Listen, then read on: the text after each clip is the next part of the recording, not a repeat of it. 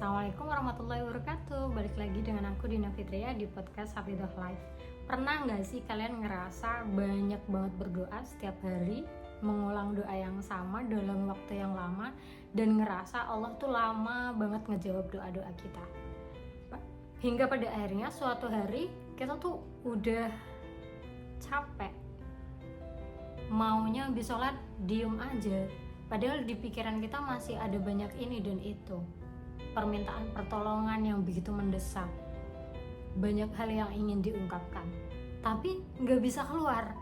Kayak maunya diem aja habis sholat, berharap Allah itu tahu apa yang ada di hati kita. Dan ya, wallahu alimun bidzati sudur, sesungguhnya Allah maha mengetahui segala isi hati. Namun pada podcast kali ini aku bakal ngebahas tentang dimana saat hati ingin berdoa tapi mulut terdiam.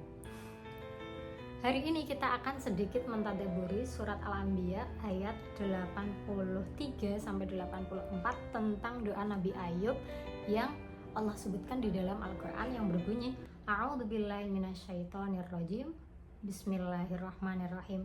Wa ayyuba idz nada rabbahu anni massaniadz-dzurru wa anta arhamur rahimin. Yang artinya, dan ingatlah kisah Ayub ketika dia berdoa kepada Tuhannya, sesungguhnya aku telah ditimpa penyakit dan Engkau adalah Tuhan yang maha penyayang di antara semua penyayang.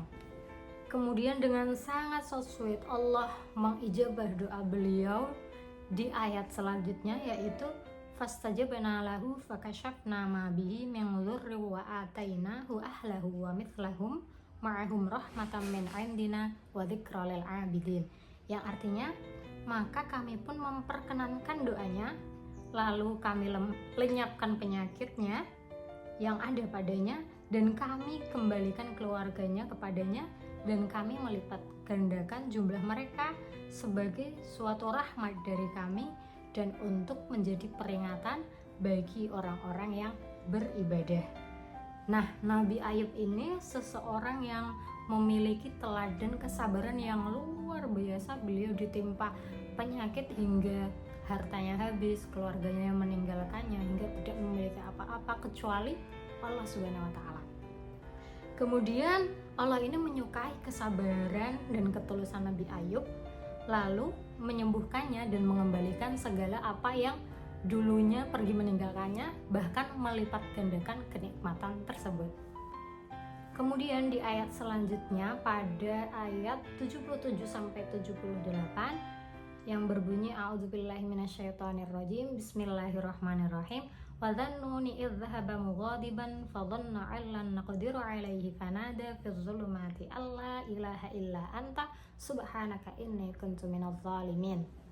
Ayat ini menceritakan tentang Nabi Yunus yang ngambek sama umatnya karena umatnya ini pembangkang banget, susah banget dikasih tahu. Terus beliau pergi, terus kemudian dihap sama ikan paus.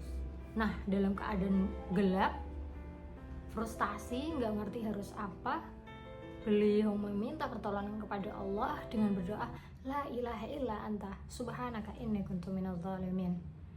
Beliau memurnikan tauhidnya lagi dengan penyerahan yang sepenuhnya dan meyakini bahwa hanya Allah yang bisa menolongnya dari segala musibah ini. Kemudian beliau juga bertaubat, mengakui bahwa beliau adalah termasuk orang yang zalim. Kemudian pada ayat selanjutnya menyebutkan bahwa fastajabna lahu wa najjaynahu minal gham wa kadzalika nunjil mu'minin. Yang artinya, maka kami perkenankan doanya dan menyelamatkannya dari kedukaan, dan demikianlah kami menyelamatkan orang-orang yang beriman. Ayat ini so sweet banget karena, dan ayat sebelumnya juga so sweet juga, karena Allah nggak hanya menyebutkan bahwa Nabi Ayub dikabulkan doanya atau Nabi Yunus dikabulkan doanya secara jelas, tapi Allah menyebutkan, beginilah caraku menyelamatkan orang-orang yang beriman, sehingga semua orang beriman pasti ditolong. Kalian bisa banget ngamalin doa-doa ini. Jadi surat Al-Anbiya itu seru banget, banyak cerita-cerita Nabi, banyak juga yang Nabi ini kan memiliki challenge yang luar biasa, dan bagaimana cara mereka berdoa kepada Allah Kemudian bagaimana Allah merespon doa beliau. Kita lanjut pada ayat 89 dan juga 90 tentang doa Nabi Zakaria. Beliau sudah sangat renta, sedangkan istrinya juga sangat renta pula, tapi beliau belum memiliki keturunan. Kemudian beliau berdoa kepada Allah. Yang di dalam Al-Quran disebutkan bahwa wa Zakaria idh nada rabbahu rabbi la tadarni farda wa anta khairul warithin, yang artinya, dan ingatlah kisah Zakaria ketika dia berdoa kepada Tuhannya, ya Tuhanku, janganlah engkau membiarkan aku hidup seorang diri, dan engkaulah ahli waris yang terbaik.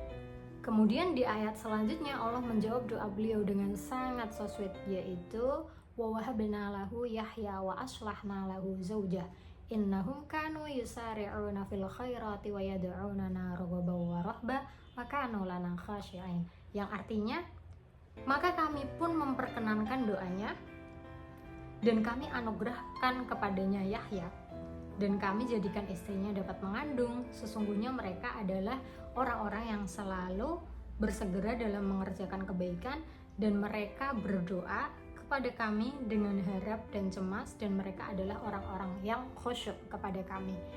Nah, ini sangat luar biasa banget karena Allah menjawab doa beliau, bahkan mungkin itu terlihat sangat tidak mungkin.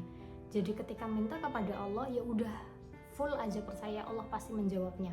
Bahkan termasuk jika itu tuh nggak terasa nggak mungkin bagi kamu, tapi Allah maha besar banget, segalanya mungkin bagi Allah.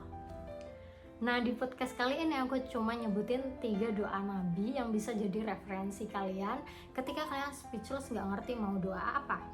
Nah, mungkin kalian juga bisa mencari doa bagaimana cara Nabi menghadapi kesedihan, bagaimana cara Nabi ketika meminta ilmu yang bermanfaat, bagaimana cara Nabi meminta jodoh yang terbaik.